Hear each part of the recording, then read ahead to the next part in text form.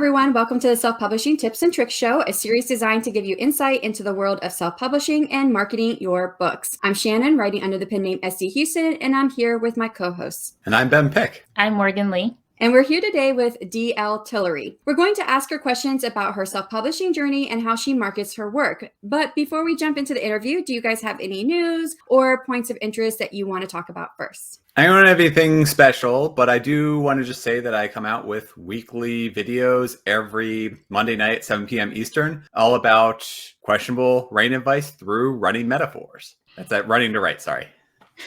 And the only thing I have is I'm back to publishing videos on Wednesdays and Fridays, and currently revising book 2 of my trilogy that will release sometime later this year. So books 2 and 3 will be fast releasing. So that's what I'm gearing up for. Awesome. Some exciting stuff. And then you and I will be probably 2 weeks after this releases, you and I will be back to doing the critique process routine again. On our next books. Yeah. So when this episode releases, today is May 15th, is actually the last day for anybody who would like to sign up to speak at the first AuthorTube Writing Conference, which is the first writing conference of its kind coming to the YouTube community. And anybody who wants to talk about writing and or publishing are welcome to sign up. And the deadline for that, again, closes today. At this point, I have set my goal for when my book is coming out. I've set the actual date, which is June 6th. I think I might have talked about that on the last episode. I don't remember. But June 6th is the date for the last book in my trilogy, Clash of Goddesses, will be coming out. I am now working on outlining my next series, and I'm looking forward to actually start writing it, which Morgan has been so lucky to already start writing hers. She got her outlining done. So I'm looking forward to finishing my outlining. And it's kind of, I like this, that we have this critique partnership going, because it's making me feel accountable. You finished your outline. I haven't finished mine. I'm like, I gotta get mine done. Yeah, definitely helps with accountability. Yes, so I really appreciate that. Well, let's talk about our guest author today. Author DL Tillery, the mistress of horror, is known for her short horror tales and poetry. Homeschooling during her formative years fed into the imaginative person she is today. DL Tillery was published at the age of 19 and worked as a freelance writer for Carpe Nocturne before starting her fiction writing career. She currently resides in Maryland in the USA with her daughter, 2 brothers, and mother, where she was born and raised. The message she loves to leave for all of her readers is to stay scared. And let's welcome our guest author. Hello, everyone. How you doing? Good. Yeah, I'm happy to be here. And we're so grateful for you to come and join us on the show. Thank you for having me. Yeah. So we welcome you, DL Tillery. Would you please take a moment to introduce yourself and tell us a little bit more that we may not have already said? Yes. Hello, everyone. I'm author DL Tillery, the mistress of horror. And sometimes you may hear another pen name in there on the side of Freya Ravenwood or Lavinia Hart. And we'll talk about those later, I'm sure. So I talk and write horror. So on my channel, you'll see and hear things about horror. I'll have horror writers on there time to time, and even do book tours, because I am an adamant book lover as well. And you can catch all my horror stuff over on Amazon if you want to pick up a copy of something. Yes, and I also love your YouTube channel. Even though I'm not a horror aficionado, or not even close to it, I'm not a horror consumption person. I do like your channel. Your YouTube channel is provides a lot of good information. Before we jump into the questions of self-publishing and marketing your books, could you tell us what made you want to start writing in the first place? Oh, it's such a long time ago. Sometimes when I talk about it now, I feel actually old. And it's kind of goofy nowadays that being in your late 30s is considered old. But I mean, writing in general was always a part of my life. My mother even mentioned to me that I started quite early with writing. And a good example is that when my mother used to catch the subway and here in Maryland to work, I used to write in her books, to leave her notes so that way she'd have a nice day. So I would say, Mom, I hope you have a good day. Please don't be upset when you get home, because we're going to try to keep the house clean. So even at 5 and 6, I was writing my mother notes like that. So she kind of thought that it might have been a little clue that I might possibly have writer inclinations, which I ended up having around the time I started writing poetry and small little stories and things that she'd noticed. So it was always there. Shannon mentioned that you were published at 19, which is incredible. What was your first piece of work that you were published in? What made you decide to publish it? It's funny that the piece that ended up getting published was something that I wrote when I was like 13. I had wrote a poem for my father who had passed away when I was 12. And that year I had turned 13 later that year because I'm a Sagittarius, so December baby. And I wrote a piece and I had held it for such a long time because, you know, you're a young teenager, you don't think about publishing anything. And I was getting more interested in writing. And I even studied with homeschooling that would be creative writing. So that was like my subject. And I wrote this poem and I could actually read off. It's really short. It was called My Eyes. And it goes, my eyes are your eyes, no matter where you go. My eyes see for you in the darkness of the cold, even more in the far off distant sea. No matter where you are, my eyes will always see for thee. So I wrote this poem at 13 to express my mourning for my father. And I still had it. I used to have a book of poetry that I would write. And then I entered a poetry contest, and it's back when poetry.com was around. It was a thing at one point. They aren't around anymore. And they used to put out collective works of the people that would submit. And I got chosen a few times. And that was the first one that I submitted that got chosen. So that's the first time I got published. So it was really cool. And I was really like patting myself on the back because I had a poem out there. So that was the first work that I ever had published, actually. That's awesome. That was a great poem. I really liked that. Thank you. So across all of your social media platforms, you are known as the Mistress of Horror. So where did that title come from? It's a self-coined kind of title.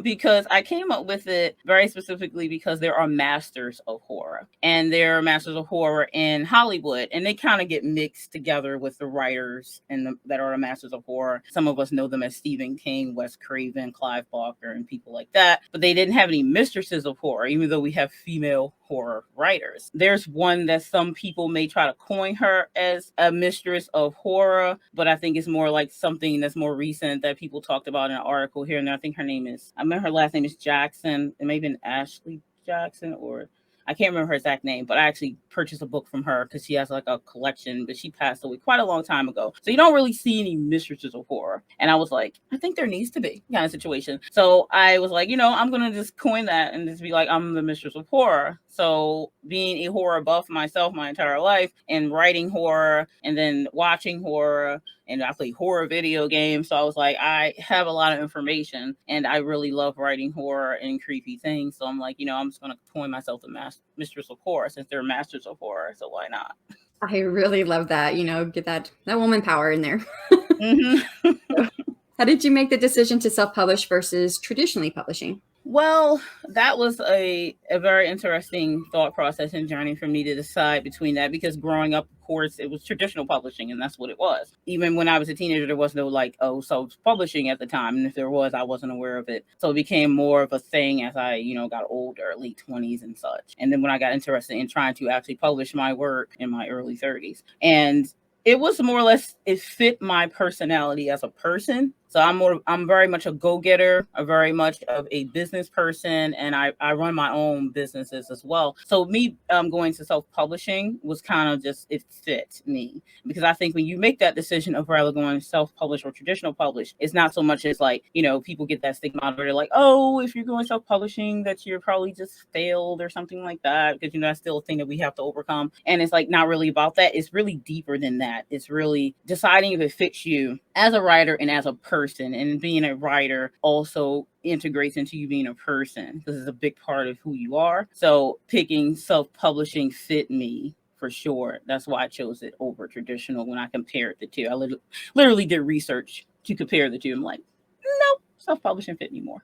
Despite that nature of handing off the control to traditional publishing, would you ever consider doing it? I would only probably consider traditional publishing as more of like a passing thought, only because if someone contacted me and it sounded well, like the contract was well put together and it fit me as a writer and author, then I wouldn't snub it completely. I'm very much a person that takes information and then I analyze it and then make a decision, because I'm a planner. So if something sounded good enough based to who I am and doesn't infringe on my ideals and the way I want to put my work out, then I wouldn't say no for sure. It really would have to be quite well and fit me as a person for me to go traditional because of some of the downsides of me not choosing traditional. You see what I'm saying? So, yeah. Did you have anyone or anything that inspired you when you decided to self-publish? I wouldn't say anyone necessarily that was involved in that besides talking with one of my other author friends, Aphrodite Lee, because she is self-published as well. And we are like sisters, so we talk a lot. So us talking about it just kind of solidified a lot of the positives I found in self-publishing compared to traditional for myself. So I would say that she played a role in me deciding it as my final because of us being able to bounce ideas and talk about things off of it because of a lot of the freedoms you have when you're in self-publishing. I was like, yeah, that's the thing. So I definitely would say that she definitely had a hand in my thoughts going towards, yeah, let's do that. Yes, and I love Aphrodite's Lee's book, published the Shattered. It was a very, very good book. Yes, and I'm still waiting for that second book to come out. I'm gonna have to go back and read the first one when it does come out. Twists and turns. She got some BT Andrews going on. Yes, that's what she said. Oh well, I'm looking forward to it for sure. Yeah, gotta wait a little bit, but it's good. I know I'm an alpha reader for her, so I know some things. Lucky you.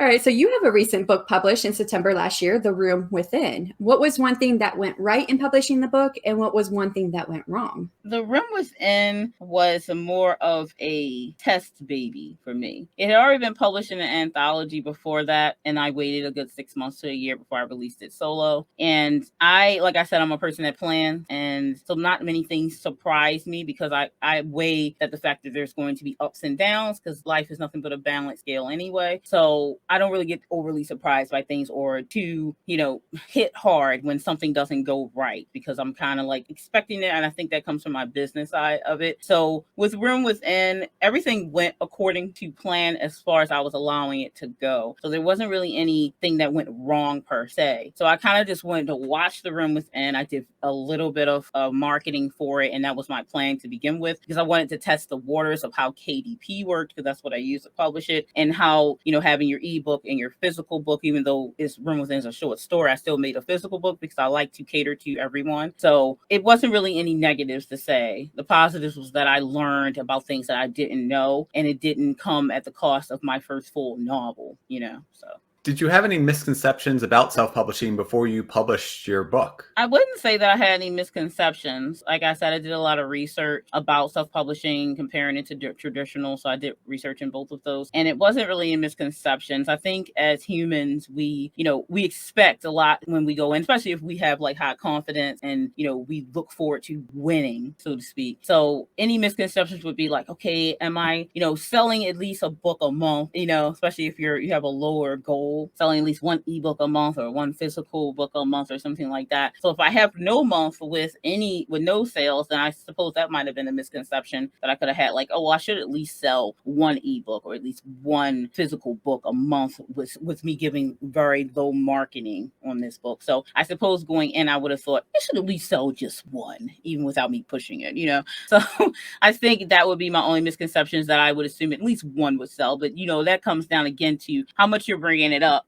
how much you are talking about it. So if I didn't get anything, it would be simply on my own merit of me not doing anything. So not much of a misconception, but I think that in my head, I was like, oh, I should at least do one, so. So you have published a short story called Fractals in Served Cold, the AuthorTube horror anthology. Can you tell us about your decision-making process to joining in that anthology? Yes, and the anthology, me deciding that was pretty cut and dry because I've been in one for that. And you kind of, in the writing world and being a published author, you get relationship with people, and it works very well with your networking to get people that you trust. So with Regina St. Clair, I built a rapport with her after working with her with the first local haunt. And so the trust was more there. I knew how her process worked already. So me having a decision when she said, oh, we have another one coming out, I was like, every time she says it, I'm like, there. Like, let's get rolling. Let's get a new story going. Let's see what her theme's going to be. And I schedule it out. Like, let's write something for this and see if I can get in the next one. So there's always, with her stuff, I will always go for it. She has something open because of the building the rapport with her and having that relationship. So it was a pretty easy decision. Okay, well, I'm glad you mentioned that first anthology because I don't think I saw it anywhere. When I did, we do some research, background research on our authors. Yeah. Local haunts is what you called it? Yeah, local haunts. That was actually themed based on, we had to write something that was local haunted for us, like something that was local to our place that we lived. So that was the theme for the first one. And the artist is always the same for each one that I've seen. And he's going to be the artist for the newer one that she's putting out later this year as well. So yeah, local haunts. The Room Within was the one that I had published in local haunt. So yeah. Oh, and is that found on Amazon as well? Yeah, also on Amazon. You can look it up. Actually, local haunts did very well. It actually became a bestseller. I believe it was in Canada and Australia. So like, yay, we're international. Like, I wonder, is that on your author Amazon profile page? Yes, it should be actually on there. We should be on a listing because it's kind of hard with that when you do the anthologies to get all the authors listed because they give you like a limit. So if you don't get in first come, first serve, your name just doesn't get pushed up on the list or it's on the book. So Amazon issues. That's good to know about that part though. Definitely. So with that said, what was it like to publish in these anthologies? Like what roles did you fulfill in these publications? I think the experience was very, very good. I like the experience of publishing an anthology actually. And as far as the publication process for my role, mostly that's handled by Regina and the other person that she does the editing with. But as far as the people that's in it, we just advertise on our own social medias and our communities and things like that to let people know that it's coming out so that way people can pre-order it. So we kind of talk it up. So that's kind of like our role. It's not like a demanded role, but it's kind of a role that obviously you want people to read your story. So obviously you should tell people about it, So that's kind of like the thing that we kind of just know that we should do in the publication part. If you're comfortable discussing it, how was the money handled for the anthology in terms of sales? I know there were 20 different people in Serve Cold. So yeah. Yep. How was that handled? Actually, I think Regina does it quite well because it makes it less complicated because the proceedings go to, I think it's firstbook.org. And I think with the second one, she started giving us a $10 honorarium and a physical copy of the book. And then we already knew going in the contract that all the CDs was going to go to firstbooks.org, which helps young writers get a start, which we're happy to do because, there may not have been anyone there to help us, especially in a young age and like youth and such. So we were all happy for that. So Local Haunts did very well, and we did raise a lot of money for that. And then Serve Cold also did pretty good and raised some money for that. So even if we didn't get anything, it wouldn't be a big deal because if we, going in, that it's getting donated to it. I honestly believe that when you make an anthology and you have to split the money between all these people, definitely feel for the person that has to deal with that because of, all the logistics of that entails. So I think the donation thing works easier for that. And also you get to help some people out. But if you do it where everyone gets money consistently through, all the money that comes in from purchases, but again, that's quite difficult. So yeah. So what do you feel has been your biggest benefit to publishing in anthologies? I think the biggest benefit is getting my stories in more hands, reaching, more people that may not be in my immediate audience. So I think that that's one of the biggest ones because I'm very adamant about that being like the number one thing on my list as a writer and published author is to get my stories and books in as many hands as possible because I want people to read the worlds that I create. So that's like the biggest thing for me. So I believe that anthologies give me that extra foot in, so to speak. It sounds like a lot of positives from publishing in an anthology. Are there any drawbacks to publishing in an anthology? Say that it really depends on the person and their perspective of what a drawback could be. I think if I was looking at it on a broad scale for multiple people's perspectives, I would say a possible drawback would be that your story could get possibly drowned under other people's stories. This is always a possibility that this is the case because you don't know where you're going to end up in the book. Like you don't know if your story is going to be like the middle or the first one or the back of the book, So like just take the instance if you're in a crowd of people and you got the people that's in the front of the crowd and the people in the middle of the crowd and people in the back of the crowd. If you were all waiting for one very specific person to show up there and you're going to be like, hey, I'm back here, type of thing, then that's kind of how it may end up for you in an anthology. And we know that a lot of people don't finish old books. We know they don't read everything in a book, especially if it's an anthology. They pick and choose, or they may have heard of an author and they'll just go for their stuff, that type of thing. So that stuff does come into play. So that could be considered a drawback because your story may take a while for people to get to, or they may never read it. But that's also up to you to do some marketing on your end to say, hey, my story's in this book. If you want to know what page it is, it's on this page here. So I would recommend, if you really want people to know where you are in the book, you can do that. Go that extra mile if they don't already know of you. So that's the only possible drawback that I would say, if there was one.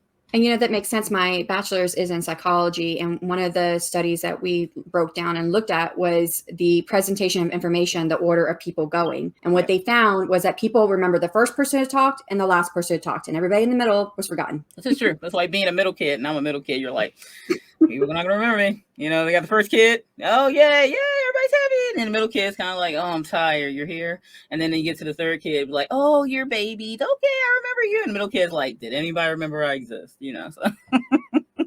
I'm so sorry. I'm the youngest here. So, yeah. Hey, see youngest in my family. I mean, yeah.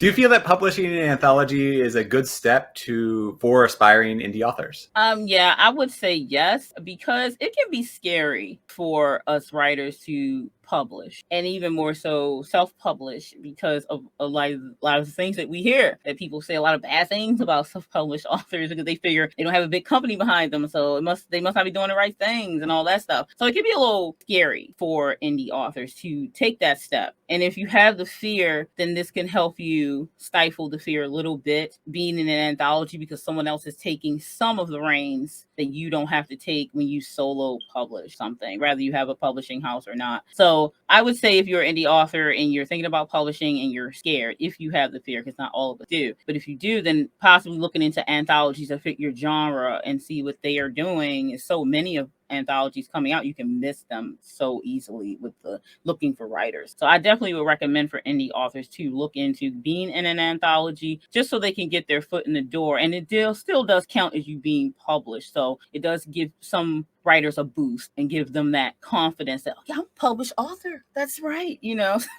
Sometimes we need that extra little pat on the back that we are published authors finally, So I definitely recommend it. Yeah. So you also write erotic fiction under the pen name Lavinia Hart, if I'm saying that correctly. Lavinia, but that's Lavinia. Okay. And YA fiction under the pen name Freya Ravenwood, but have not released any of your work yet. Do you plan to publish any of it? And what are your future plans for your pen names? Yes. So I am the type of writer and author that I think that you should have a pen for different categories at the least, only because people who are readers can get confused with what you're bringing out, because humans easily confused. So like my DL Tillery name is for all my adult writing, Freya Ravenwood being for anything that is children through to YA. So that would be covering middle grade and even picture books, let's say. And then I have Lavinia Hart for my erotic fiction. And that's a genre pen name, really, because it's still adult stuff, but it's a genre base, because erotica having the staple of that. People don't like to read it, and there's people that do like to read it, but I don't want them to also be confused by just doing everything under DL Tillery. It wouldn't really work very well, because they wouldn't know. They would be confused. So I didn't want to confuse any of my readers. They're all going to know who I am when I do publish these things. This will all be on my website. I'm not hiding behind any of my pens, because I believe that I'm going to write what I want, and I'm going to tell you what I'm writing, and I have no shame in anything I'm writing. So as far as what I'm planning to do with the pen names, I am going to publish under Lavinia Hart through an anthology for the first time with Minx Kanosh, which is also author Aphrodite Lee. She's going to putting out an erotic anthology from AuthorTube, like a lot of people from there. She's going to be putting that out, and my first story under Lavinia Hart is going to be in there, which of course, as my usual thing, I'm going to publish it solo after it's been out for 6 months to a year. And then for Freya Ravenwood, I have about probably 5 stories that have been completely outlined, and some of them partially written, that are for that specific pen. So I have a series that's based off of my daughter called Faye that I've been working on for a while. It has a 3-part book series. Then I have a children's book that is a series connect, but it's really children based, because it's from a friend of mine who is such a sweet person that I end up coming with a book idea based off of her, because she loves animals and she also has a flower farm. So I came up with a name called Paige and the Chicken Scratch, because she has chicken. So it's going to be a series every time with a different type of animal and then flowers. So that's like a 7-book thing. So I have plans for all of my pen names. They aren't just going to sit there and collect dust. They're going to collect words. So sounds like you definitely have some great plans, and I think it's great that you do have these plans. You know what your goals are, and congrats on the upcoming publication of your story and the anthology. Thank you. So what has been your favorite part of your indie writing to publishing journey? Oh, my favorite part. I think my favorite part is definitely always coming up with new stories. That's always my favorite part, because I don't always know where my stories are going to come from. It could come from my terrible addiction I have to buying pre-made book covers. So I really have a problem. Like, there's too many of these groups on Facebook. People need to stop, like they need to stop showing me all these things, So I have so many of those, because sometimes I'll see a pre-made and then a story will pop into my head and I must write it, obviously. So I'll buy the book and then I'll put it on the side and I'm like, okay, I have this outlined. I will write this. So I have so many books that I'm working on and have covers made with my name on it already. So that, I think the best part of the process is definitely coming up with new stories and ideas, because it almost seems endless to me, because there's always something I could write about, just random stuff. And then that's why also I love the anthologies, because the person that comes with the anthology and then they give you a theme, and then by them giving me a theme, I have a whole new idea that I didn't think about yesterday. So I'm sitting there like, oh, okay, now I have this new thing, and then you have this whole new story, So it's a very good part of the journey. It's just the creation part of it all. Like I'm always excited about it, and then excited to tell everybody what I'm doing. I'm like, okay, you gotta calm down, you gotta hold some of it back, can't tell everybody everything, and even out yet, relax, you got to tell yourself to calm down. On the other hand, then, what has been your least favorite part about your indie writing to publishing journey? If we go into the writing part, editing, let me stop. I don't really like editing. I'm not even going to try to pretend I do, but my process has transformed to the point now I have it down to a science. So I'm not as annoyed with it as I once was, because it's kind of like when you're a writer, you're like, I just want to write all the things and that's it. I wrote the story. I don't need to check it or nothing. I just want to let somebody else do that. But that's not reality, of course, for us writers. So I would say editing was a sore thumb for me for a while, but now I have it down to a science, and I believe in myself a little bit more as a writer and in that prospect. So definitely that. I don't really find many other things to going to the level of publishing as being overly difficult. But I know some people go into marketing, and I'm sure we'll get into that. But like, I think editing is still a sore thumb, because you're trying to perfect your story, and it's very sensitive subject when you're trying to perfect it, and you make little mistakes, and you have mistakes in there, and some people just don't understand. So if you could only pass on one tip or trick to self-published authors, what would it be? I would say to make a schedule. Like, it doesn't matter which level of schedule you're talking about, because that could be, you need schedules for different things, but definitely scheduling and planning. And I know everyone is not a planner, and being a planner isn't the easiest thing for everyone because everyone is different, but definitely everyone can use a schedule, especially when you have to do adulting. So you kind of have to take that prospect of adulting and then integrate it into your writing and becoming a published author. Definitely making a schedule for sure. I agree. Making a schedule is very important. For me, it's trying to figure out which kind of schedule works. Exactly. I'm still trying to figure that out.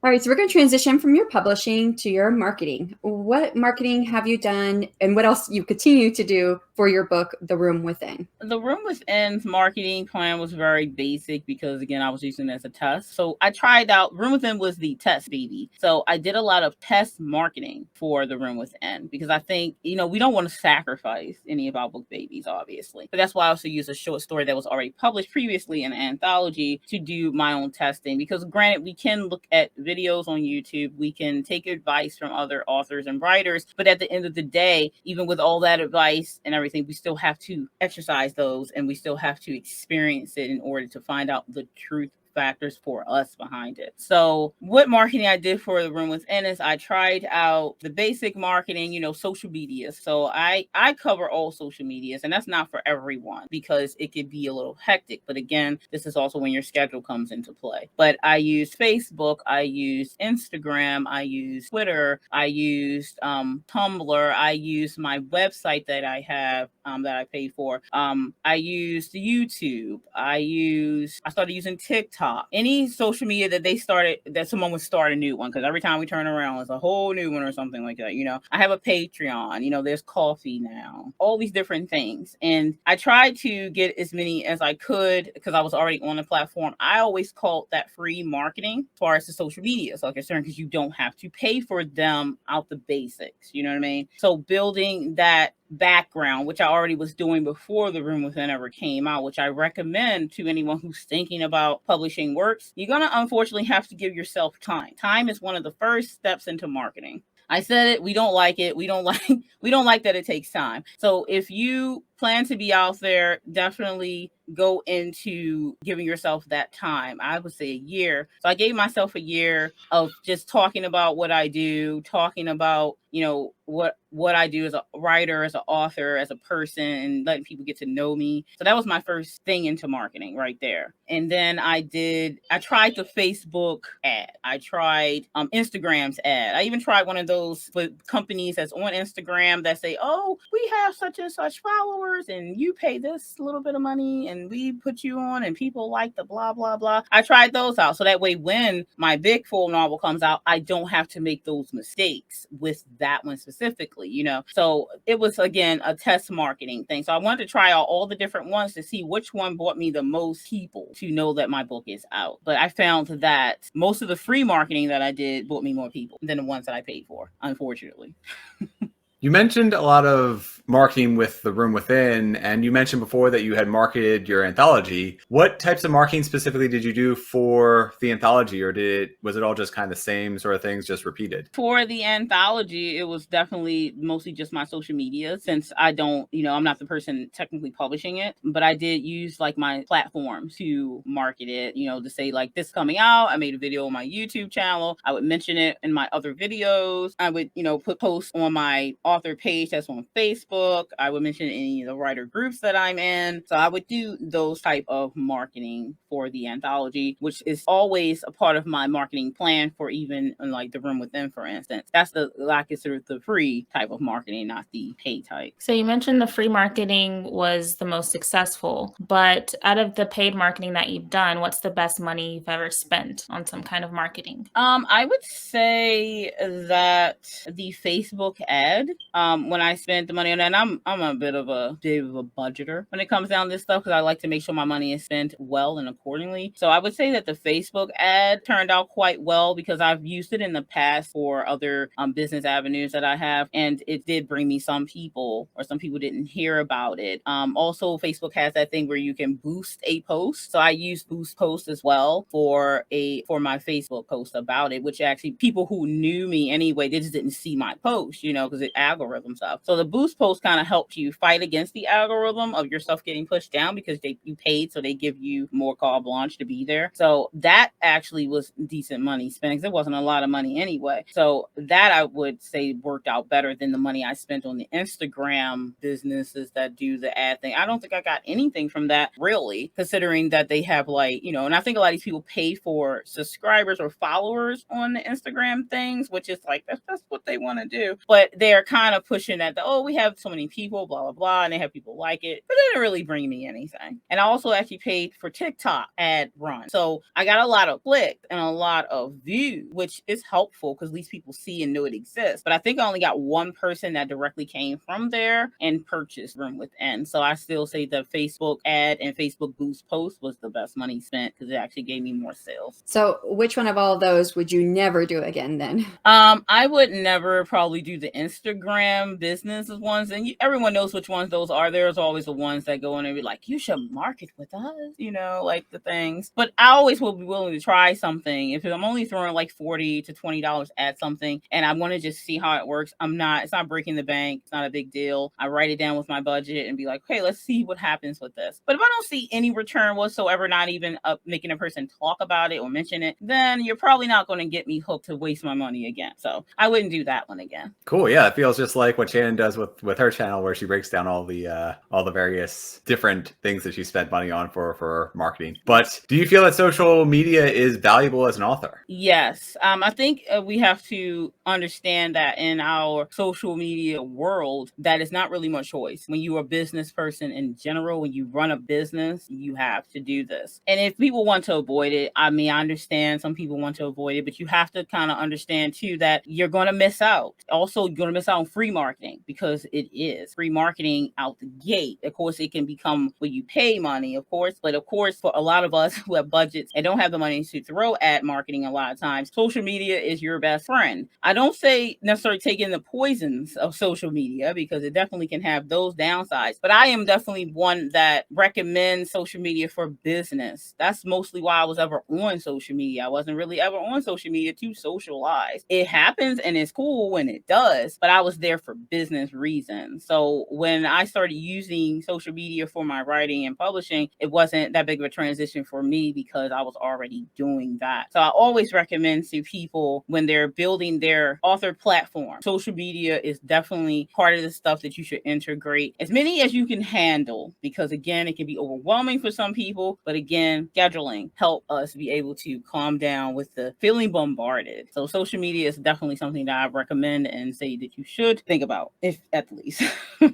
Which social media platform do you think works best for you? I think the best one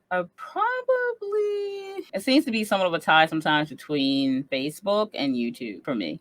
Because on Facebook, you have so many writer group and author group, and you can make your own, and you can bring the people who know of you into those groups, and you can talk to them, and you can market directly to them, the people who don't mind that. Of course, you always should ask people first. And I think Facebook is for me, because even though to the younger crowd, they may be like, Facebook, no one does that anymore. And you're sitting there like, but people do it. Like, it didn't turn into MySpace, really. It turned into just, there's newer things that come out, but we should learn those new things. But that doesn't necessarily mean that we should forget about the old things either. And doesn't mean that they're not useful as well. So we all know Facebook as the platform that it is, because we've used it for so long, most of our teenage into adulthood, especially in my age range, that it's something that we could utilize. If it's there, why not use it and utilize it? So I would say, that would be one of the main ones, Facebook. And then YouTube definitely does help, because people get to see your face, to see who you are, or at least hear you if you aren't the type to show your face. So that.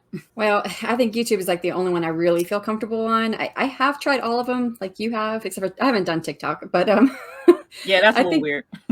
Yeah, it is.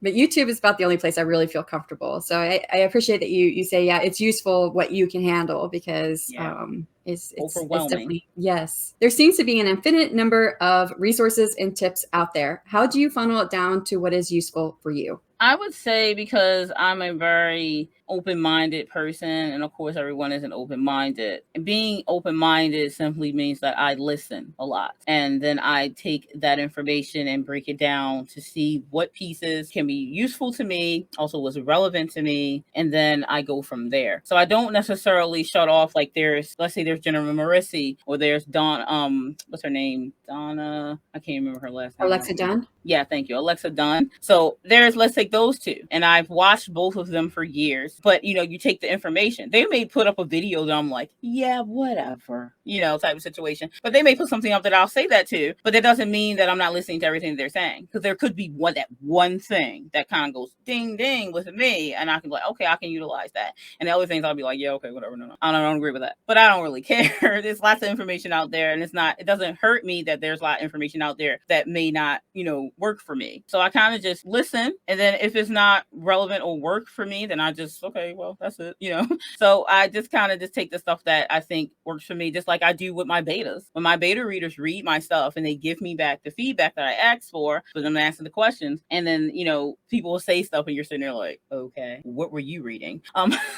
So you have to just take this stuff with a grain of salt. So you take what you need from it. It's kind of like how our bodies process food. When you put bad food in your body, there is probably something good in that food. So your body knows how to break it down and push the bad stuff to waste where it needs to go and keep all the other good stuff for you. So if you take a piece of fried chicken, for instance, that everybody like, listen, should be eating that fried chicken because it's bad for you and it's been processed wrong and it's been fried, and but it tastes so good though, you know. So you still eat the fried chicken, but your body has that intellect, it has the technology to break down the bad and the good. So there is still some good in that fried chicken, and your body knows what to take, and it's getting rid of the bad stuff. Yes, some bad stuff may get through and get places it shouldn't, but that's how we process these things and tips and tricks. That's how we should process it, is to take the good that works for us and utilize it, and the bad we just toss it in the trash. Not a big deal.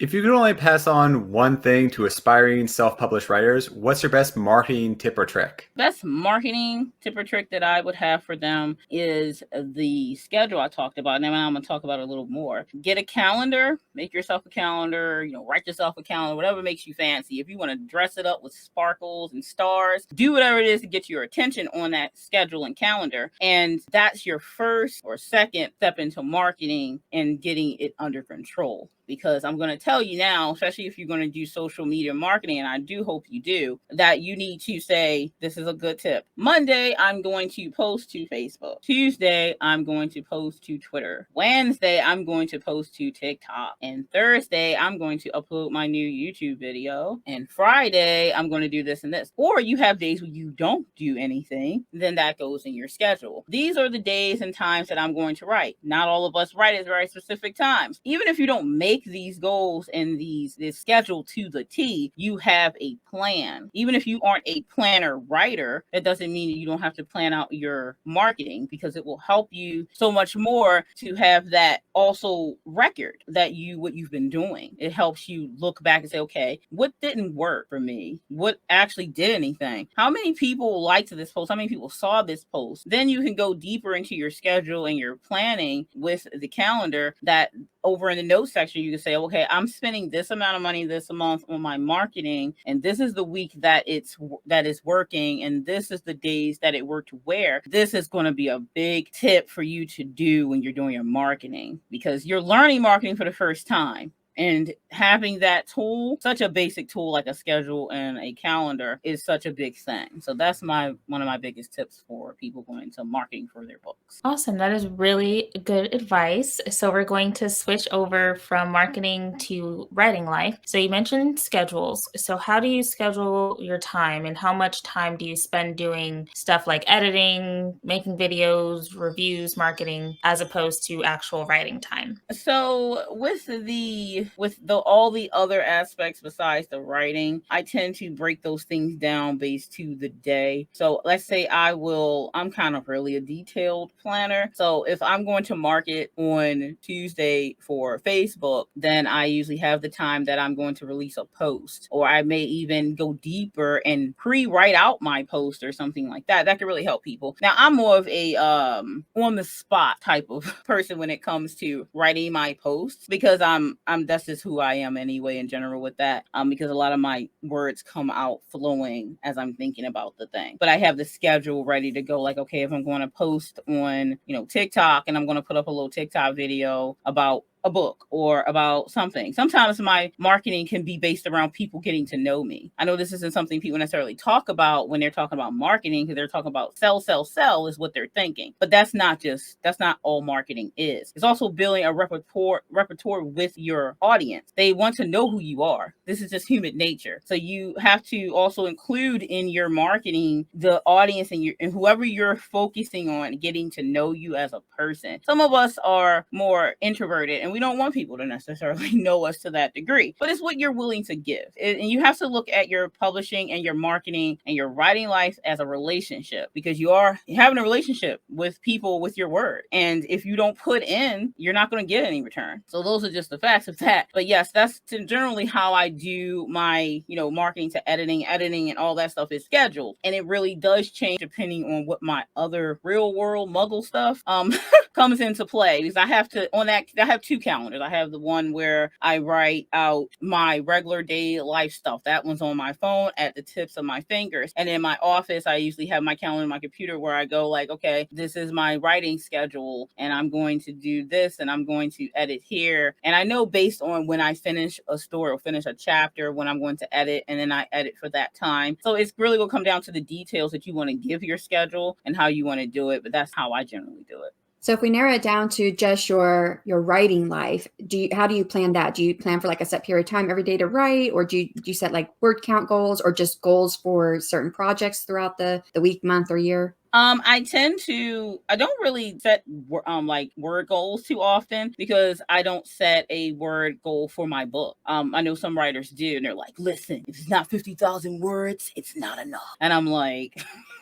whatever to that. We are not in the Stone Ages. We don't have the police people of the, the gatekeepers like stopping us from whatever our word counts are, you know what I'm saying? So I don't really set word goals. But I know when I'm sure, you know what I'm saying? So let's say if I'm going to write and I'm not having a good day. Let's say I'm having a mental not good day, because it happens to everyone. So I'm like, I'm just not feeling it. And I never say writer's block, because I just don't believe in writer's block. So that's just me. I'm like, I don't think it's writer's block. I call it life block, because we're so busy with our brains. And being honest, when you're a writer and you're sitting down to write, you don't need your brain to be jumbled, because then it's going to interfere with your story. Your story's going to become jumbled. So you kind of need to cleanse a little bit before you jump in, So when I'm scheduling writing sessions, it really depends on my week. So like when I have a project that has a deadline, then I'm on fire. Like I have to hunker down and say, listen, Danny, because that's what everybody calls me. Listen, you're going to sit down here in the evening. When you get home from work and your other businesses that you run, when you get in the house, you have a 5-year-old and you're going to have to homeschool, because you homeschool. So, you got your homeschooling schedule, and that's a whole nother beast. So you have your homeschooling. You got to do that for the 2.5, 3 hours that it is. And then you have dinner that you eat. Thank God you don't have to do the cooking in the house.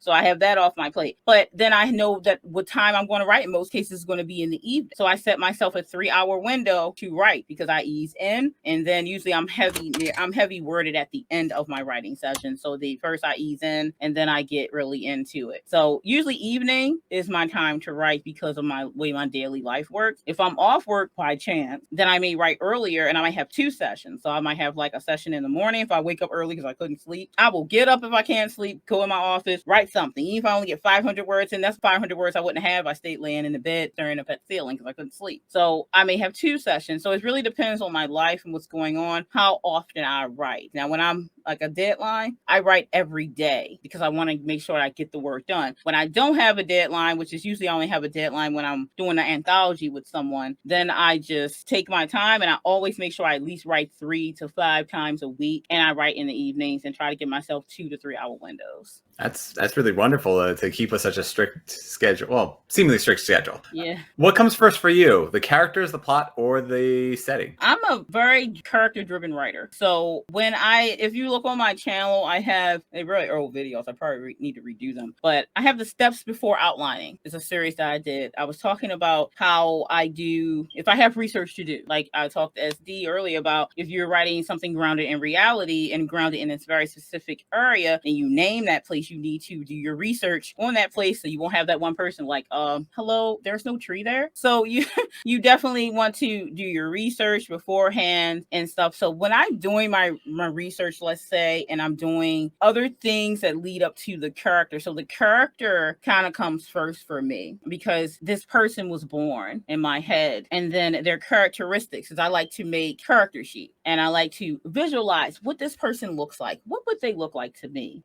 Based on the person personality that I'm growing here. And then with that idea comes their life. Then I'm like, okay, well, what's the life that they will have? And their childhood is very important to me. Even if you, the reader, never ever hears about their childhood, all my characters had a childhood, because we are also who we are based on our childhood upbringing. So I always am very much a character-driven writer, and then the setting and the plot and all these things come to life after I make my character sheet. Like, oh, this is who this is going to be. And I'm very much into naming my characters. Like, their names mean something. I have to go look up the definitions or make them up, and then I have to make a definition for the made-up name.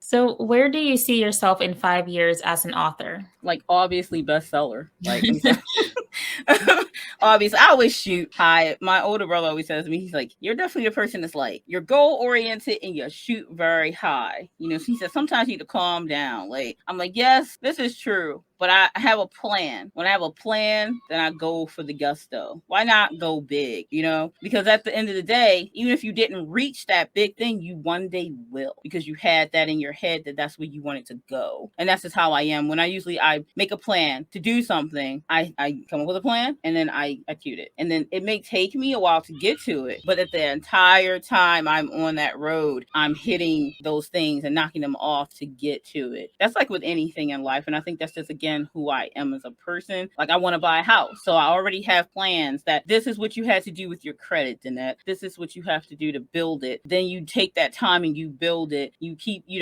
yourself fresh in what's going on with the housing market. How much is a house cost? How much is this to buy land? How much is this to build? Comparing the two. What do you want to do? So I do that with everything when I have a goal set. So that's the same thing. I see myself as an author. I'm like, yeah, I'll see myself as a best-selling author in 5 years, because I'm going to be working my butt off to get there, and I'm going to stay focused on getting to that. And bestseller is like whatever it is I consider it, in my opinion, because of course there's lists and there's people that said, well, if you sold 3,000, then you're on this specific one. If you sold 5,000 and you're on this one, you sold 10,000, you're on this one. I'm like, yeah, okay, but maybe we need to change that. Maybe we need to just get on the ball that the world is changing. The way we do things is changing. So why are we still with these ideals that we have to be on these people's list to be considered a bestseller? Really, we don't, because if we're self-published authors, we may not get on their list because they don't know who we are. But if they're saying that the numbers is the thing, then I'll just keep myself a book here. So once I sell 3,000, I guess I'm a bestseller. Let me write that down. Because Jim didn't name me a bestseller doesn't make me not a bestseller. So it's going to, at the end of the day, be where I see myself in 5 years. I'll be a best-selling author because I said so.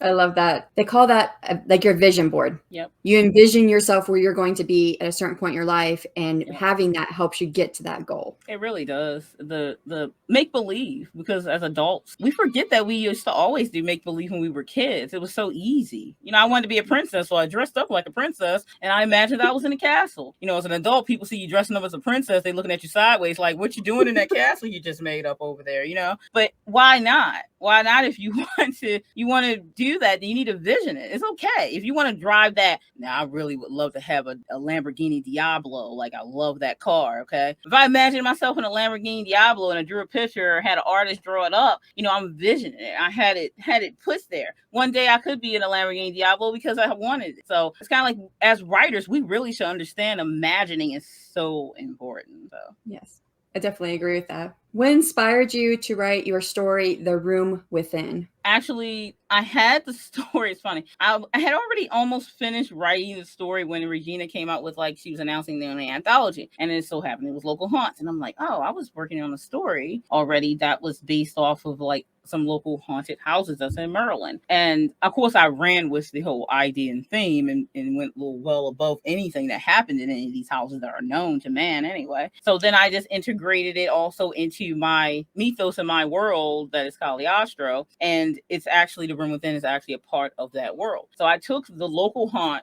of the places that I know are haunted in Maryland, and I ran with the idea of, like, if I was a person who went in the house, and that's why Daniel was born. And then Daniel's like, why did you write me in this situation? I'm like, I'm sorry, Daniel, it had to happen.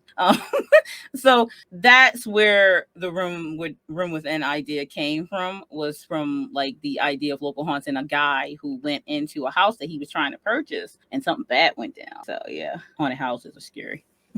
How did you come up with the idea for the short story Fractals, which was published in the Serve Cold Horror Tube anthology? The idea really literally came up because of the anthology. As I told you, I have a problem with like covers, so I also have a problem when anthology themes come up. Stories just burst out my head. So the character herself was born first. As soon as I heard the theme, then Tillery, which is the female lead in the story, was born. And then from her was born her boyfriend Drake, who unfortunately didn't have a very long part since he was over at the very beginning. He disappeared. So those characters being born right from that theme. And when she said, you know, needs to be a cold theme. She didn't say what the stories had to be, but she gave that thing. So I was like, okay. And then that story was born out of there. And sometimes I'm still a little surprised when I just hear a word or I hear a theme or I see a cover and it's like, boom, I did. I'm like, oh, you're really impressing yourself today. You're just... So you've been working on a dark fantasy novel called Cagliostro, Tale of the Leviathan? Libertin. I know I made the word up. I knew I was going to mess it up. You're good. No messing up. You're good.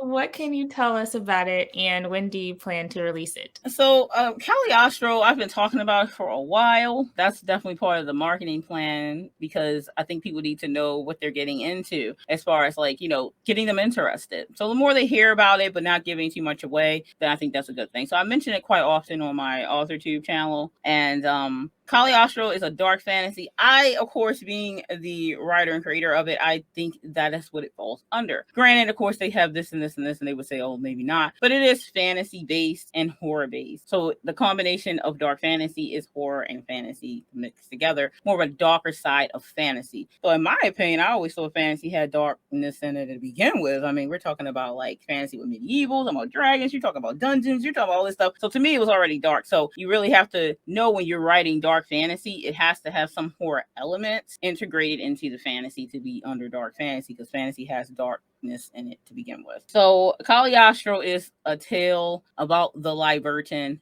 who is Cagliostro. He's the first of his kind. This is no secret, he is a fusion of multiple types of beings because of being born from multiple types of beings being together. In the story, there are werewolves, there are angelic beings, there is a world within a world in Cagliostro. So you have the human mortal world and you have the world that's on the side of the veil. And in my story, on the side of the veil, it's the paranormal beings reside there predominantly. And humans cannot cross the veil unless they are dead. Now, if a human so happens to cross across the veil, there had to be some kind of magic incline for them to be able to do that, or they had to again be dead because that's just a pass through for most humans to pass on to wherever they go in my world. So that's the general world layout, and humans aren't aware of this other side of the world, but supernaturals can go into the human world and do all the creepy things that they do to us. So it's a parallel to our world. So there won't be any naming of different cities like we have in our world, but there will be stuff that you can relate to. For instance, you'll hear about a place in Cagliostro called Drodic City. That is a nice representation of you to get a feel of what a large city is in Cagliostro, which for us would be something like New York or something like that, you know. So those type of things. So it's not grounded in our world, but it does have relatable things like that. So a lot of people think it's vampire. It does have vampires in it. Again, werewolves play a big part. It is also cosmic type of beings and things in the story because, again, that's my favorite type of horror to write is cosmic and eldritch horror. So that's no surprise there. But yeah, it's very interesting story. It also has love in it. So there's romance kind of subplot as well. That some people will say, I think in the first book, there seems to be more of that from what I got from my beta readers. But I'm like, maybe that's what I wanted you to pay attention to. So yeah, it has a little bit of everything, I think, in Cagliostro. So I'm really excited to have everybody read it. I'm really, really excited. And I think I plan to release it right now in October because Halloween. So I'm looking at a late October release right now. But we all know as writers how hiccups happen. So we'll see. That's the plan. Yeah, so definitely October this year is what I'm playing for Cagliostro. So fingers crossed. And I think you mentioned earlier that The Room Within is like a piece of the Cagliostro story. Yes, it is integrated into the story. If you read The Room Within, the villain that's at the end, Delata, she is actually a character from Cagliostro's world. So I kind of do that introductory thing. You'll notice that it's similar to what some people say Stephen King does, where there's like characters from different parts of his stories, and then they show up in other stories, maybe with different names, or maybe with the same name, or looking different, or something like that. So that tends to be something that people who write cosmic horror may do sometimes. So yes, there are going to be character spinoffs because of this. Sorry, I was just distracted. I was thinking about Flag from Stephen King, and you know, he very well could be it. So right. But yeah, I'm really sorry about that. What has been your favorite work to write, and why? My favorite work to write so far, actually, at first it was Cagliostro, but it's a spinoff from Cagliostro, which is another book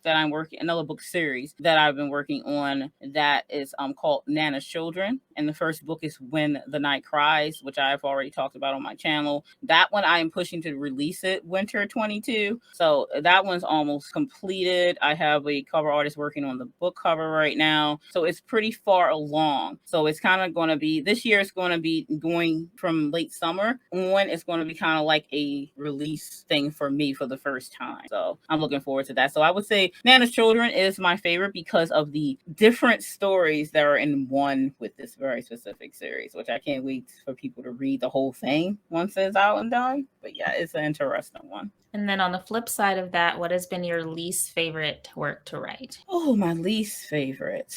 I don't know that I have a least favorite, because I really like like I said, the creation process is like one of my favorite parts. And I don't necessarily have a story that's my least favorite. I'm assuming that that's one day that's going to come, because it more than likely will be when I had to kill a character. In some of my stories, I have killed characters, and that would be a aspect that I dislike. I actually don't like killing my characters, really, even though I'm the Mistress of Horror and I love horror and I like doing all the carnage and the killing and the death and all that stuff. But when it's my characters that I have been with so long, especially when we're talking about creating a story and it taking 2 years or more for the book to come out, you've been with them a long time, you know? So like the fact that you may have to end one of them is one of my least favorite things, especially if you're close to the character. Now, if you're not close to the character, you're like, I really don't like you. So when you do die, I won't care. Like, so those type of instances. But that would be my only thing that's my least thing that I like to write. But it's not, I don't think I have a story that I didn't like writing, because if I didn't like it, I probably would just be like, all right, you're over. So I would just throw it out.